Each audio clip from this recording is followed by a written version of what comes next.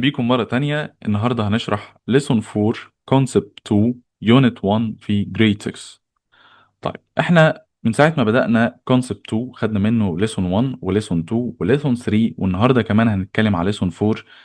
من ساعة ما بدأنا في الكونسبت دوت وهو بيتكلم على حاجة واحدة بس، وإن هي the body as a system، أو إن all systems work together to perform their function.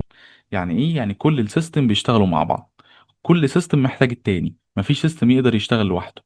يعني البادي كده ما ينفعش يقول إيه والله أنا محتاج الدايجستيف بس، طب أنا محتاج النيرفس بس، أو النيرفس أصلا مش هيشتغل من غير الدايجستيف، والدايجستيف مش هيشتغل من غير النيرفس. يعني إيه الكلام ده؟ يعني مثلا احنا لو عاملين فريق كوره من 11 لاعب مثلا، في لاعب بيبقى حارس مرمى، وفي واحد مهاجم، وفي واحد مدافع، وفي واحد خط وسط. كل واحد بيعمل فانكشن معين. خلاص، يعني كل واحد دوره غير التاني خالص. المهاجم غير المدافع، غير اللي بيجيب اجوان، غير اللي بيصوت، كل واحد غير التاني. بس الفريق ما ينفعش يبقى فريق وهو ناقص واحد من دولت. نفس الكلام، الدايجستيف سيستم بيعمل حاجه، النيرفس سيستم بيعمل حاجه، السيركيولاتوري سيستم بيعمل حاجه، بس البادي ما ينفعش يبقى بادي من غير سيستم من دولت يعني. فكلهم محتاجين بعض. تمام، ان هم work together to perform their function. نفس الكلام احنا هنقوله في الليسون ده بالضبط. طيب هنقول ايه في الليسون ده؟ تعالوا نشوف. بيقول getting energy. يعني ايه؟ يعني بيقول ان the body systems work together. خلاص يا عم، عرفنا بقى. عدتلنا الموضوع ده يجي 100 مرة. وبيقول لك ان هم يعملوا work together عشان البادي يبقى ايه in correcting way، او يشتغل كويس يعني. طيب جميل. بيقول so these systems need energy. السيستمز دولت كلهم عشان يشتغلوا محتاجين انرجي. يبقى احنا دلوقتي هنتكلم على انهي سيستم؟ هتقولي والله احنا الانرجي بنجيبها من الفود، واللي بيعمل دايجيشن للفود هو الدايجستيف سيستم، فاحنا كده هنتكلم على الدايجستيف سيستم. هقول لك الله ينور عليك، انت صح. يعني هو هنا بيديك اكزامبل على اللي احنا قلناه، ان السيستم ورك توجذر. يعني ايه؟ كل سيستم ليه فانكشن معينه بيعملها والباقي محتاجه. فاحنا كده بيقولك ان كل السيستمز دولت عشان يشتغلوا محتاجين الدايجستيف سيستم. كلهم مش هيشتغلوا من غير الدايجستيف سيستم، كل واحد ليه دور معين. تمام، فهو بيقولك اهوت ان those systems need energy from food. تمام، we eat to do their function، والكلام الجميل ده كله. يبقى احنا كده دلوقتي كلامنا هنشوف في الليسون ده ازاي ان السيستمز كلهم depend on digestive system. ازاي السيستمز كلهم محتاجين الدايجستيف سيستم. خلاص. فبيقول اهوت ان الفود اللي احنا بناكله طبعا contain different nutrients such as carbohydrate وفات وبروتين. يعني ايه؟ الفود اللي انت بتاكله ده ما بيكونش حاجة واحدة. الفود اللي انت بتاكله ده بيكون في حاجات كتيرة قوي، زي ما هو قايل الكربوهيدرات والفات والبروتين. لان السل محتاجة حاجات كتير، محتاجة البروتين عشان تعمل ديفيجن، او محتاجة حاجة تانية، او الفات والكربوهيدرات عشان الانرجي. فكل سل محتاجة حاجة، او السل الواحدة كمان محتاجة كذا نيوترينز. عشان كده لازم يكون عندك تنوع في الاكل. ما ينفعش اكل اندومي بس يبقى عندي كربوهيدرات بس. ما ينفعش اكل لحمه بس يبقى عندي بروتين. ما ينفعش اخد حاجات فيها فاتس كتير، لا ما ينفعش. لازم أن يبقى في تنوع او فرايتي في الايه في الاكل بتاعك يعني. خلاص، فبيقول ان احنا الفود اللي احنا بناكله contains different nutrients زي الكربوهيدرات والفاتس والبروتين. طيب اللي احنا بناكله ممكن الحاجه اللي انت بتاكلها دي يكون فيها الثلاثه على بعض. يعني ايه؟ يعني مثلا انا باكل فود يكون فيه الكربوهيدرات والفات والبروتين والليبت والكلام ده كله على بعض. واحيانا السل بتكون محتاجه مثلا فات بس، او بروتين بس، او الكربوهيدرات بس. السل جوه ما بتعرفش تتعامل مع الكومبلكس سابستنس دي، ما بتعرفش تتعامل مع الاكل الغريب اللي احنا بناكله. احنا بناكل على فكره اكل صعب قوي. انت ممكن مثلا الكريب اللي بتاكله ده فيه 600 حاجه. تمام، السل ما بتعرفش تتعامل مع الحاجه دي، هي عايزه حاجه واحده بس. فهو ده بقى دور الدايجستيف سيستم، انه بياخد الكومبلكس فود ده، ياخد الحاجات اللي محطوطه على بعض دي، الانجريدينتس بتاعت الفود، ويعمل لها ايه؟ يخليها simpler substance. يقسم. يعني ايه؟ انت بتروح واكل حاجه، يروح راكن البروتين على جنب، حاطط الكربوهيدرات على جنب تاني، حاطط الفاتس على جنب تالت، ويبدا يقسم بقى. ها، السله دي محتاجه بروتين وادي لها بروتين، السله دي محتاجه كربوهيدرات وادي لها كربوهيدرات، السله دي محتاجه فاتس وادي لها فاتس كده يعني. عارف اول يوم مدرسه لما بتكونوا كلكم داخلين وكله بيجري على بعض والدنيا هيصه، تلاقي الكابتن بدأ يوزعكم. بريب 1 على جنب، جريد 6 على جنب، جريد 5 على جنب كده. الدايجستيف سيستم بيعمل كده بالضبط. بس انا بفكرك ان احنا بنتكلم ان الدايجستيف سيستم ده هو اللي هيدينا الفود، وهو اللي هيدينا الانرجي، والسيستمز كلهم عشان يشتغلوا محتاجين انرجي. فكده السيستمز كلهم ديبند اون دايجستيف سيستم. عشان كده ان السيستمز كلهم ورك توجذر، بيشتغلوا مع بعض، كله بينفع بعض، كله بيساعد بعضه يعني. The complex nutrients must be converted into simpler substance. الكومبلكس nutrients لازم تبقى simpler substance before they can be used by ايه by body cells. طب مين اللي هيعمل كده؟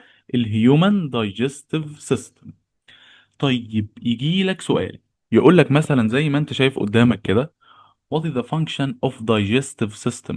احنا عايزين نشوف نفهم الجزء ونشوف هيجي عليه سؤال ازاي، ونشوف اسئله مهمه زي الجيف ريزونز والوات هابن والحاجات دي كلها. فبيقول لك what is the function of digestive system. هتقول له والله بيعمل ايه، لسه قايلين اهوت الدايجستيف او الهيومن دايجستيف سيستم converts the complex food into simpler substance. خلاص، يعني لو جالك سؤال زي كده ادي السؤال قدامك وادي الاجابه اهي. حتى لو في سؤال انت ما عرفتوش بترجع للليسون تاني هتلاقي فيه كل الكلام مكتوب. convert the complex food into simpler substance that the food can use for energy. حلو. بيقول ايه تاني عندنا في الليسون ده؟ في النوت ديت: inside the cell، جوه السيل some of simpler substance are used in cell respiration. يعني السيل احيانا بتعمل حاجه اسمها cell respiration. يعني ايه؟ يعني بتاخد الاكسجين والشوجر، حاجات زي الشوجر، عشان تعمل بيها سيل ريسبيريشن، عشان تاخد بيها انرجي يعني. فبيقول لك ان السيل بتحتاج نيوترينز عشان تعمل بيها الانرجي او السيل ريسبيريشن. ما علينا يعني، دي نوت كده يبقى اعرفها يعني. دلوقتي اللي عرفناه ان الدايجستيف سيستم converts the complex food into simpler substance. هيقول ايه؟ خلاص هل كده خلص؟ لا، هيوريك بقى ازاي الدايجيشن بروسيس دي بتحصل بالتفصيل. فتعالوا نشوف مع بعض الدايجيشن بروسيس بتبدأ فين، بتنتهي فين، بيحصل فيها ايه، والاورجنز اللي هنستخدمهم. كمان اصلا في سؤال غريب جدا: ازاي الدايجستيف سيستم ده بيعمل دايجيشن للفود، والكلام ده كله بيحصل في الدايجستيف سيستم او الاستومك او السمول انتستين، وبعد كده الفود او النيوترينتس او الانرجي دي بتروح للبادي كله. يعني ايه السؤال ده؟ يعني مثلا انا دلوقتي كلت حاجه، الحاجه دي هتنزل في الاستومك يحصل لها دايجيشن. حلو، يبقى المنطقه دي بس هي اللي فيها فود. ازاي مثلا الهير وصل له فود او انرجي او نيوترينتس؟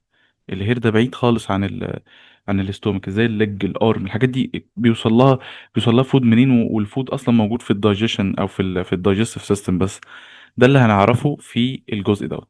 فاحنا هنا من الاول هنبدا واحده واحده الدايجيشن بروسيس بالتفصيل. بيقول اهوت ان الفود طبعا pass through different parts. الفود يعني وهو بيحصل له digestion بيعدي على كذا بارت، على كذا اورجان وكذا مرحله. as follows، يعني بيقول لك بالترتيب. هنبدا بالماوث. الماوث ده هو the first organ، اول اورجان خالص من الدايجستيف سيستم. بيقول لك اهوت ان الدايجيشن begins when you put food in your mouth. يعني من اول ما تحط الفود في الماوث بتاعك يبقى كده الدايجيشن بروسيس بدأت. على فكرة ممكن يجي لك السؤال ده complete، يقول لك digestion process begin when you put food، أو digestion process start in، بتبدأ فين. حلو، يعني ده كده ممكن يجي لك سؤال مثلا تشوز أو complete وأنت تجاوب عليه. زي نمبر 5 في التشوز اللي انتوا شايفينه قدامكم دوت. تعالوا نقرأ كده نمبر 5. بيقول digestion process start in your mouth.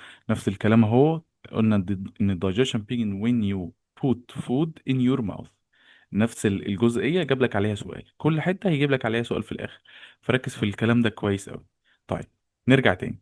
بيقول لك كمان ان خلاص لما الفود دخل الماوس تبدأ الجاو ماسل move to help your teeth to chew. يعني الجاو ماسل دي ماسل موجودة يعني على جنبين الماوس بتاعك كده، اللي بتخليك تفتح وتقفل بقك كده. open your mouth close your mouth، الحاجات دي كلها اللي بيعملها الجاو ماسل. تبدأ تفتح وتقفل كده وتدوس على الفود وتعمله كراشنج عشان تكسره لحاجات أصغر بكتير يعني. تمام طبعا. والتيث كمان معاك بتعمل كده. when you chew food salivary glands produce saliva. يعني ايه؟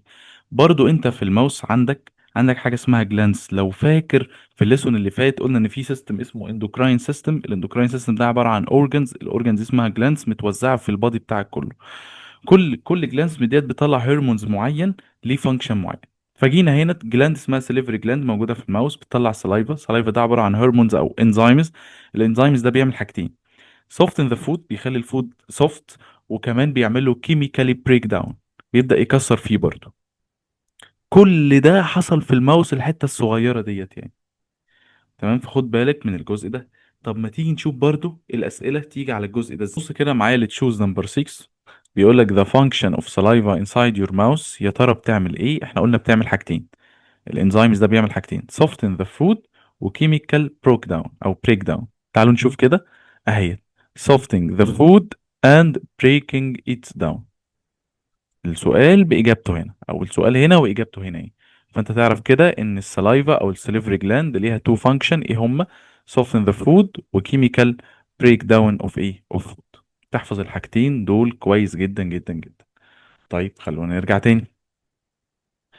طبعا النوتس دي هيعيد نفس الكلام، ما فيش مشكلة يعني. بعد ما الفود خلاص بقى سوفت وحصل له بريك داون، اتكسر شوية لحاجة أصغر، تبدأ بقى يروح فين؟ يبدأ يروح من الماوس للإسوفيجس. الإسوفيجس دي على فكرة هي تيوب أو طريق بس للإستومك يعني، ما هي إلا كده يعني. هي عبارة عن ماسل، الماسل دي بتبدأ تعمل بوش للفود تو ذا ستومك. فتعالوا نشوف نمبر 2: esophagus. After you swallow the food, muscles push it down to your esophagus. بعد كده تروح لايه؟ للاستومك. ما قالش حاجه هنا كتير يعني. خلاص الفود من الماوس للاسوفاجس، بعد كده هينزل لمين؟ للاستومك. اه يبدا هنا بقى كلام كتير شويه. بس على فكره الفود مش نازل زي ما هو. الفود كيميكال بريك داون، يعني اتكسر سنه وبقى سوفتن. يعني تحس ان هم ايه، حضروه عشان ينزل الاستومك يحصل له بقى الدايجيشن بشكل كبير يعني. طيب بيقول ايه تاني هنا؟ بيقول اهوت: the stomach leads to more food breakdown. بتكمل يعني الدايجيشن ما بدأتش في الاستومك، هو الدايجيشن بادئ من الماوس، بيبدأ يكمل في البريك داون. طيب هو بيعمل بريك داون ازاي؟ اولا الاستومك دي مصل، تبدأ تدوس كده على الفود وتعمل له دايجيشن. كمان الاستومك دي سكريشن بتطلع حاجة اسمها stomach's digestive fluids. تبدأ تطلع حاجات ليكويد من جواها تخلي الفود يحصل له دايجيشن اكتر. زي ايه؟ زي الاسيد والانزيمز. الانزيمز ده زي اللي كان موجود في الماوس بتاع السليفري جلاند. طيب الاسيد ده حاجه كده ايه، زي الليمون، حاجه صور، حاجه بتدوب الفود خالص، بتخليه ليكويد وتحوله لسيمبل سبستانس، بتخليه حاجه بسيطه جدا جدا يعني. فكده الاستومك كملت على الايه، كملت على الفود يعني. يبقى الاستومك كده عملت حاجتين: هي مور فود بريك داون، كسرت الفود اكتر، لان هي بتعمل موفمنت، بتبدا تتحرك تكبر وتصغر كده، او تعمل كونتراكت وريلاكس، تدوس على الفود اكتر. وكمان بتطلع دايجستيف فلويد زي الاسيد والانزيمز، والاتنين دولت بيعملوا دايجيشن برضو للفود. طيب خلاص الفود بدأ من الماوس، حصل له دايجيشن شويه او بريك داون وبقى سوفت، وبعد كده نزل للاسوفكس، بعد كده نزل للستومك، وحصل له دايجيشن بشكل كبير بسبب الاسيد والانزيمز والكلام ده كله. هل كده الدايجيشن خلصت؟ لسه. هيروح للي بعد الاستومك ويحصل له دايجيشن تاني. الفود بص كل شويه عمال يحصل له دايجيشن يتحول لحاجه سمبلر سمبلر سمبلر لحد ما يبقى سمبلست سابستنس، ابسط حاجه ممكنه يعني. خلاص فلسه هيكمل. هيروح لمين بعد الاستومك؟ هيروح لحاجه اسمها سمول انتستين، الحاجه اللي في النص ديت يعني. فبيقول اهوت ان السمول انتستين when the food move into the small intestine. بس خد بالك الفود وصل للسمول انتستين، ما وصلوش زي ما هو ده، وصل له يعني متكسر يجي 300 حتة. خلاص بيقول لك ان هو برضه continuous its chemical breakdown، بيكمل برضه بيعمل نفس الحاجة. يعني التلاتة عملوا بريك داون للفود. تمام. وبرضه السمول انتستين عندها جوس وانزيمز او اسيد وانزيمز زي الاستومك بالظبط. يعني السمول انتستين بتعمل اللي بيعمله الاستومك بالظبط. بس الجوس والانزيمز هنا يعني فوق الاستومك كانت الاسيد والانزيمز بيجوا من الاستومك. هنا الجوس والانزيمز مش بيجوا من السمول انتست. ده في اورجانز تاني بيساعدنا. مين؟ بيقولك ان الجوس دوت بيجي من حاجه اسمها جال بلادر، اللي هي دي. والانزيمز بتيجي من حاجه اسمها بانكرياس. هنا ورا اهو هو ده. حلو. ففرق فوق، يعني الاتنين بيعملوا نفس الفانكشن، بس فوق الاسيد والانزيمز بيجوا من الاستومك نفسها. هنا الجوس والانزيمز كل حاجه بتيجي من مكان تاني، الجوس من الجال بلادر، والانزيمز بيجي من ايه البنكرياس. دلوقتي الفود حصل له دايجيشن في الماوس او بريك داون في الماوس، بعد كده الاستومك، بعد كده السمول انتستين. خلاص يعني احنا كده الدايجيشن بروسيس خلصت. الفود converts from complex food او كومبلكس ماتيريال بقى سمبلر سابستنس، بقى حاجه بسيطه جدا، بقى الكربوهيدرات لوحده والفاتس لوحده والليبيدز لوحده او الكلام ده كله بقى كله لوحده. خلاص كده الدايجيشن بروسيس خلصت. يبقى هي بدأت من الماوس وخلصت فين؟ خلصت في السمول انتست. طيب يجي السؤال اللي انا سألته لك في الاول، الفود او النيوترينز او الكربوهيدرات او البروتين او الكلام ده كله، الكلام ده دلوقتي موجود في السمول انتستين. ازاي بقى البادي هياخد من الحاجات دي، الهير والسكن والبون والارم والليج والبرين، كل الحاجات دي هيوصل لها النيوترينز دي ازاي؟ ما هو هنا بقى بيجي دور السيركيولاتوري سيستم. ايه اللي بيحصل؟ السمول انتستين بيعدي عليها شويه بلاد كابيلرز او بلاد فيزلز، تروح معديه جنب السمول انتستين كده، وجواها بلاد.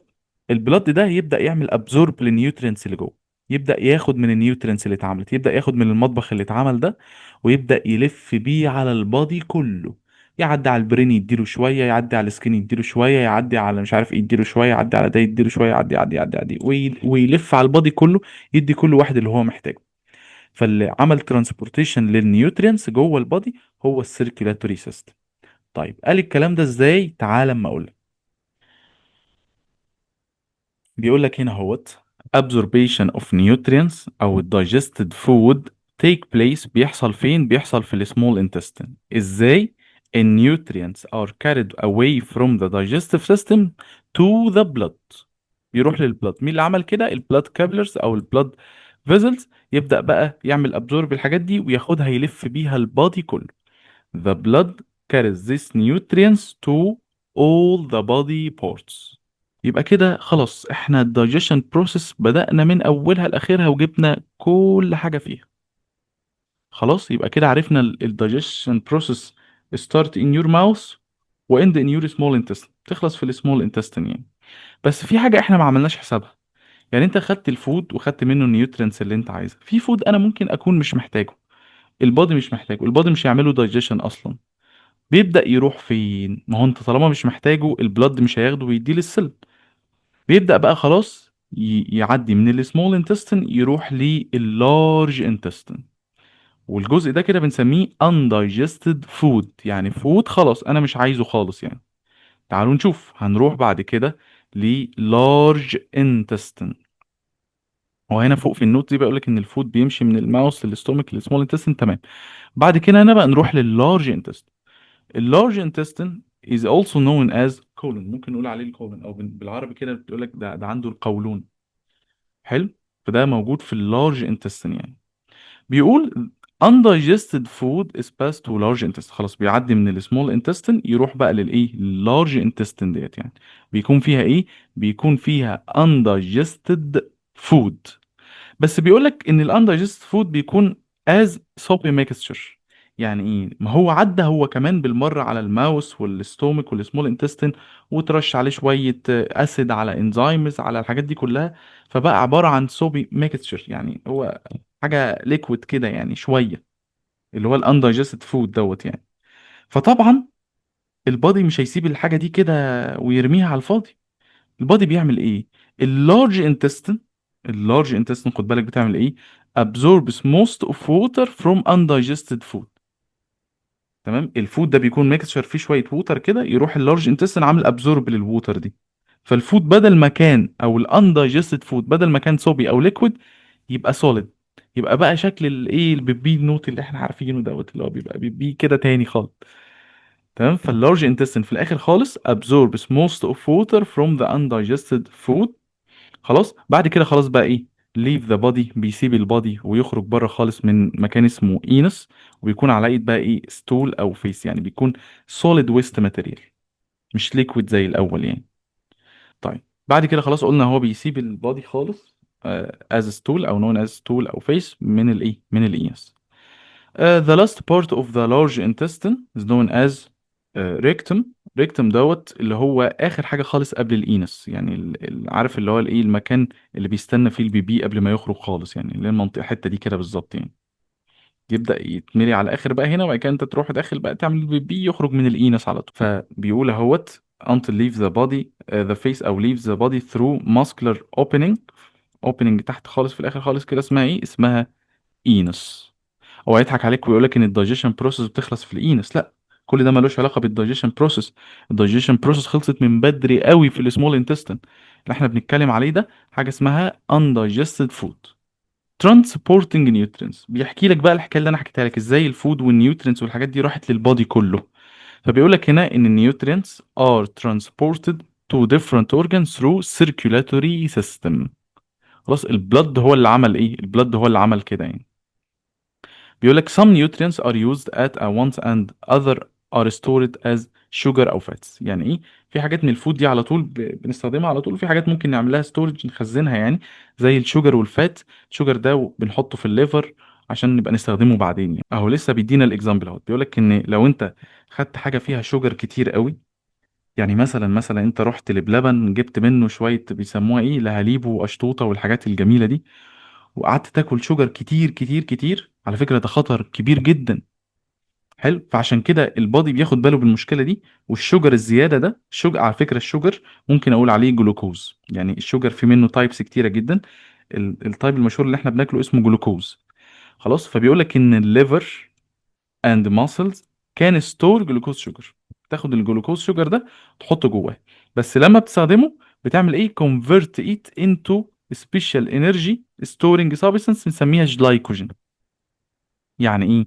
يعني في شوجر كتير في البلد، الشوجر ده اسمه جلوكوز. خلاص، يبدأ الليفر والماسل ياخدوا الجلوكوز ده يحطوه جواهم، بس يخلوه في شكل تاني كده اسمه جلايكوجين. خد بالك الحتة دي مهمة جدا. طب افرض البلد او الشوجر بقى قليل جدا جدا، وانا ما اكلتش حاجة فيها شوجر، يبدأ الجلايكوجين اللي جوه الليفر يرجع تاني للبادي، بس قبل ما يرجع تاني يبقى جلوكوز بقى، عكس اللي حصل. ان الليفر ده كونفرت جلايكوجين اللي كان جواه يرجعه تاني جلوكوز. يعني ايه؟ يعني الليفر بياخد الجلوكوز يخليه جلايكوجين، وبيرجع الجلايكوجين يرجعه تاني جلوكوز. بيعمل حاجتين عكس بعض يعني، على حسب ما انا محتاج. لو كتير الشوجر بياخد الجلوكوز يخليه جلايكوجين، لو قليل يرجع الجلايكوجين اللي جواه يرجعه جلوكوز تاني. تعالوا برضو نحل دوت مع بعض. true or false او put each of the following words in front of the suitable sentence. بيقول number one: system that help in breaking down complex food into simpler substance. طبعا اللي بيعمل كده معروف قوي، طالما في food يبقى الدايجستيف ايه، يبقى الدايجستيف system. The organ where the digestion process بيبدأ فين الدايجيشن process؟ بيبدأ في الماوس. بيقول a liquid substance in your mouth that moistens the food، طبعا saliva. ده سيستم تاني اسمه excretory system. ايه ده؟ مال الاكزكريتوري سيستم بالموضوع؟ تعال نعرفه معانا بالمرة. ماشي. طيب الاكزراتوري سيستم ده هو responsible for، يعني هو collects waste material، بيجمع الويست ماتيريال produced from the cell. لان السيل دي على فكره لما بيوصل لها النيوترينز والاكسجين والحاجات دي كلها وبتعمل سيل ريسبيريشن، بعد ما بتخلص بتعمل بتبيع على فكره. فالاكزكريتوري سيستم دوت collect waste material او النيوترينز اللي produced from the cell اللي خرجت من السيل، ويعمل لها ريموف، يشيلها من البادي خالص يعني. هتقول لي ايه ده؟ مش ده اللي احنا لسه قايلينه؟ مش احنا لسه قايلين في الدايجستيف سيستم ده ان في حاجات احنا بنرميها بره؟ اقول لك اوعى، ده ملوش علاقة خالص. اصلا المفاجأة ان اللي انت شفته فوق ده مش بيبي اصلا، ده مش ويست ماتيريال اصلا، ده undigested فود انت اكلته وما استخدمتوش فرحت نزلته تاني. يعني ده ملوش علاقة بالاكزكريتوري سيستم خالص. اللي انت شايفه قدامك ده ملوش علاقه بالاكزكريتوري سيستم خالص، ده اسمه undigested فود، ده مش بيبي اصلا. هتقول لي ايه ده يا مستر؟ امال ده مش بيبي، امال ايه هو اللي بيبي؟ هنعرف دلوقتي. تمام. يعني ده ملوش علاقه باللي احنا هنتكلم عليه دلوقتي. تعالوا نشوف الاكزكريتوري سيستم. بيقول لك ان ال how does the body get rid of this waste material. ازاي البادي بيتخلص من الويست ماتيريال بتاعته البيبي اللي هي ملهاش علاقه باللي فوق. قبلها بس تعالوا نشوف بيقول ايه. the body must get enough food. البادي لازم ياخد شويه فود ووتر واكسجين عشان يعمل فانكشن وياخد الانرجي والكلام ده كله. بيقول ان not all material we eat are useful. مش كل الماتيريال بنستخدمها، في حاجات عايزينها وفي حاجات لا. ف some of the vital process that occur in bodies produce waste material. في بعض النيوترينتس اللي انا محتاجها لما تروح للسيل والسيل تشتغل وتعمل فيتال بروسيس بتطلع ويست ماتيريال. مين مفترض بقى يخلصنا من الويست ماتيريال ديت؟ هو الاكزكريتوري سيستم. فبيقول اهوت ان الويست ماتيريال leave the body through the excretory system. اللي فوق دوت ما كانش بيبي، ما كانش ليه علاقه بالاكزيراتوري سيستم، ده كان undigested food. فتعالوا كده بقى نقرا الديفينيشن بتاع الاكزيكراتوري سيستم. بيقول it is a system that collect waste material. اهو تعالوا نعلم عليه كده بس لانها نقطة مهمة جدا. it is the system that collect waste material produced from the cell and removes this waste materials from the body. لان ممكن يجيلك ده برضو يجيلك عليه سؤال what is the function. يقول لك excretory system، فانت تقول ان هو collect waste material produced from cells and remove this waste material from the body. خلاص ركز في التفاصيل دي. بص الليسون مليان اسئله، والاسئله ما شاء الله دلوقتي الفتره الاخيره بقت متنوعه، كلها give reasons و what happened و what meant by what the function، ما بقاش shows complete بس يعني. طيب زي ما اتكلمنا بقى على الدايجيشن بروسيس من الاول وبتحصل ازاي والكلام ده كله، هنمسك برضو الاكزكريشن بروسيس ونتكلم عليها. طيب برضو مدينا definition للاكزكريشن بروسيس. بيقول it is the process through which body get rid of waste material. دي بروسيس بيحصل فيها ايه؟ ان احنا بنخلص من الويست ماتيريال produced from the cell، اللي بتيجي من السيل. ماشي. فالبروسيس دي على فكرة necessary to remove the waste material. يعني تخيل انت ما عملتش بتبيد لفترة معينة، انت هتبقى مشكلة كبيرة يعني. خلاص لازم الاكسكريشن بروسيس دي تحصل ضروري يعني. بص بقى النوتس دي اللي انا كنت لسه بقولك عليها مهمة جدا جدا. بيقولك ان الدايجستيف سيستم doesn't share in excretion process، ملوش علاقة خالص باللي احنا بنتكلم عليه. بيقولك اهوت although it's help the body to get rid of waste، على انه بيخلصنا من حاجات، بس الحاجات دي مش waste material، الحاجات دي مش بي، ده اسمها undigested food. فبيقول اهوت ان هي doesn't pass through any membrane to leave the body. حلو، ملهاش علاقة خالص. بيقولك ان هي ايه undigested food. دي نقطة مهمة جدا جدا. طيب تعال حاجة تانية برضو. بيقولك if your body didn't get rid of waste material، لو انت ما عملتش بيبي يعني ايه اللي ممكن يحصل؟ you would get sick. خلاص هتبقى كده يعني. فلازم تتخلص من الويست ماتيريال بتاعتك ديت يعني. برضو على فكرة الجزء ده ممكن يجي لك عليه what happen.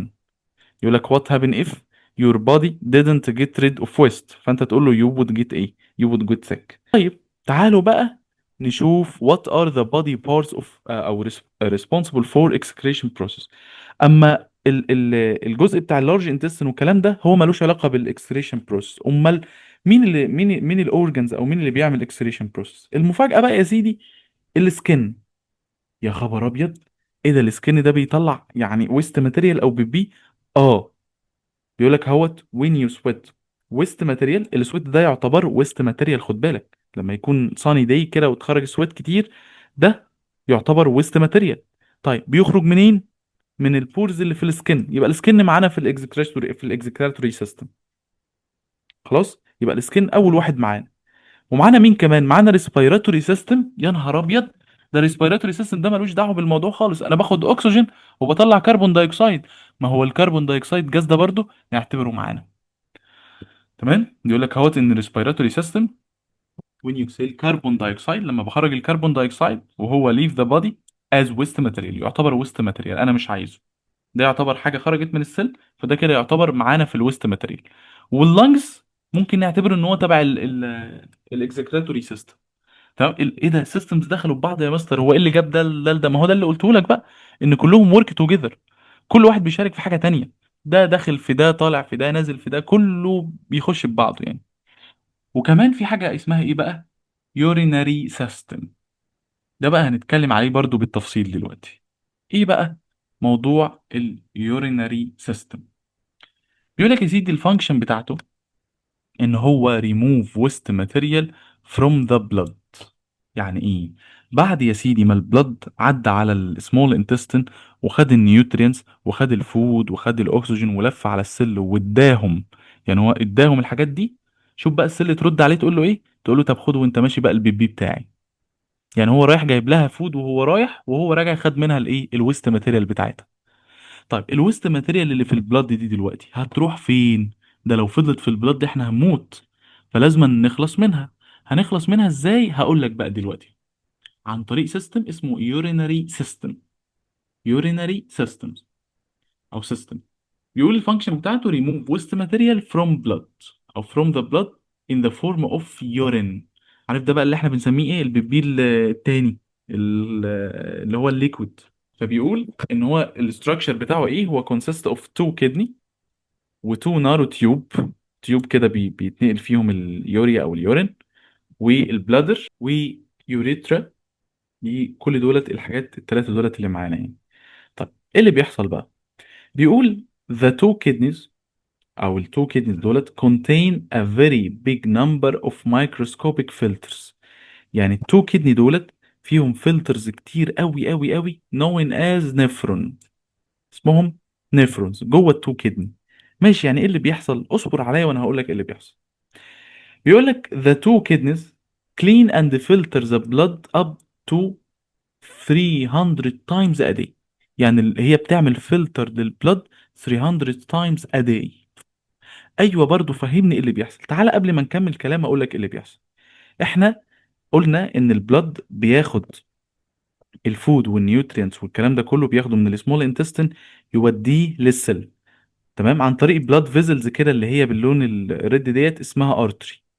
خلاص، بعد ما السيل تاكل وتعمل بيبي، يبدأ بقى النوع التاني اللي هو الفين دوت يعدي على ايه؟ يعدي على السيل يجمع منها الويست ماتيريال.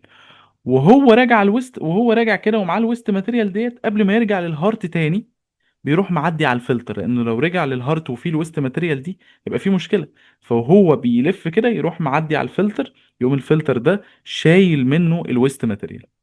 يعني بص كده بالترتيب. ادي الهارت اهوت بيبدا يعمل بامب للبلد. البلد اللي خارج ده بيكون فيه ايه؟ بيكون فيه اكسجين ونيوترينز وفود والكلام ده كله، يعدي على السيل يديها كل الحاجات الحلوه اللي احنا عايزينها. تمام. طب البلد ده بعد ما خلاص ودى للسيل الحاجات اللي هو عايزها، بيبدأ بقى النوع التاني اللي هو الفينز، او يبدأ يجمع الايه؟ يبدأ يجمع الويست ماتيريال ويرجعها تاني. بس قبل ما يرجع للبلد بيعدي على التو كدني، تعمل له فلتر تشيل منه الويست ماتيريال وترجعه تاني كويس زي الاول للايه؟ ترجعه كويس تاني زي المكان في الاول. يبقى انت كده البلد بيكون كويس كويس كويس، بعد كده يجمع الويست ماتيريال يعدي على التو كدني يتفلتر، وبعد كده يرجع تاني، ويفضل بقى اللفه دي على طول كده شغاله يعني. بيقول لك ان هي بتحصل 300 times a day. طب ايه اللي بيحصل؟ بيقول لك اهوت ان اللارج artery bring a blood to each class. بيقول لك ان tiny blood vessels branch off and pass through each nephron. بعد كده بيعدي على النفرون يتفلتر that's filter the blood and remove harmful substance from the ايه؟ from the body. حلو جدا ايه الكلام اللي احنا قلناه ده. خلاص هو دخل كده اتفلتر جوه يعني. طيب بعد كده دلوقتي في حاجتين. دلوقتي البلد جوه هنا، البلد والويست ماتيريال. الويست ماتيريال هيحصل لها فلتريشن وتعدي من هنا. خلاص الويست ماتيريال خرجت من هنا، اللي بقى موجود هنا بقى بلد بس. البلد كويس ده تقوم الايه؟ الكدني مرجعه تاني، مرجعه لي البادي تاني احنا عايزينه. امال الويست ماتيريال هتروح فين؟ تعال اما اقول لك. بيقول لك ان الويست ماتيريال بتعدي على التو تيوب دولت، بتروح متجمعين كده في التو تيوب. بعد كده يروحوا لحاجه اسمها بلادر. البلادر دي بقى يبدأ يتجمع فيها اليورين، يتجمع فيها اليورين او اليوري يعني اللي هو البيبي كده، لحد ما انت تبدأ تخرجه بقى ايه؟ بره خالص يعني. لكن البلد الكويس رجع تاني. تمام، البلد الكويس ايه؟ رجع تاني. فهو بيقول لك اهوت ان البلادر the bladder store the urine، بيفضل يجمع اليورين لحد ما خلاص بقى تبدأ تحس ان انت عايز تخش التويليت كده خلاص. تروح ايه؟ then it's removed from bladder through ايه؟ another tube called urethra. خلاص خرج بره كده خلاص يعني. فبيقول هنا في النوت one of the most important waste material removed by the kidney is called urea. خلاص، urea is formed due to the breaking أو breakdown of protein. البروتين لما السيل بتستخدمه وبتعمل بيه انرجي وبتعمل بيه حاجات، لما بيحصل له بريك داون بيطلع حاجه اسمها يوريا. اليوريا دي البلد بيروح واخدها موديها للكدني، يحصل لها فلتريشن تنزل مع البيبي. خلاص، يعني الموضوع كله بالتفصيل ان انت خدت انرجي، البلد خد النيوترينز وداها للسيل، والسيل دي بعد ما كلت عملت بيبي، يبدأ البلد ياخد البيبي ويمشيه معاه في البلد، وبعد كده يروح للكدني، الكدني تفلتره تطلع البيبي تخرجه بره، والبلد ترجعه تاني. ده اللي بيحصل بالتفصيل يعني. تمام. يعني هو كل شويه نوت كتير بيقول blood cell and protein are too large.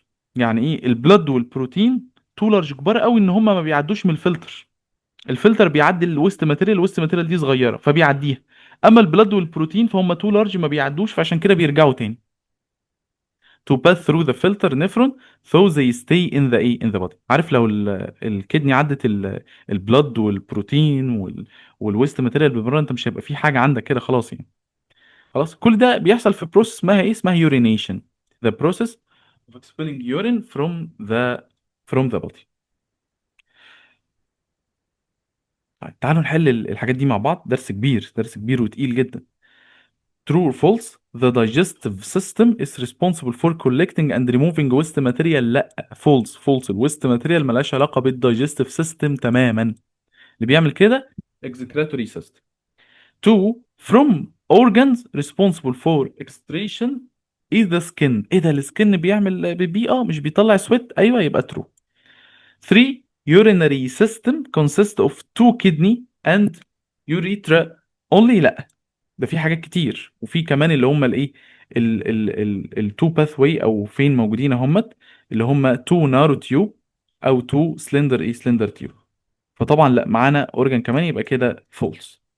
طيب تعال نشوف تشو ذا كوريكت انسر. النفرونز دولت اللي هم الفلترز اللي جوه التو كدني. في منهم كتير قوي. مالهم دولت؟ بيقول لك ان هم مايكروسكوبيك فلترز that remove harmful substance from the body. تمام. انا بقول لك ان هو درس يعني ايه محتاج تفاصيل كتيره قوي ومحتاج تذاكره كتير وتقراه كذا مره وفي جيف ريزونز وات هابن واسئله كتير جدا جدا. تمام. فالاول اتكلم على الدايجستيف سيستم والدايجيشن بروسيس. بعد كده اتكلم على الاكسكريتوري سيستم والاكستريشن بروسيس. فاقراه مره واثنين وثلاثه واربعه ومية لحد ما تفهموا وتحفظوا كويس يعني.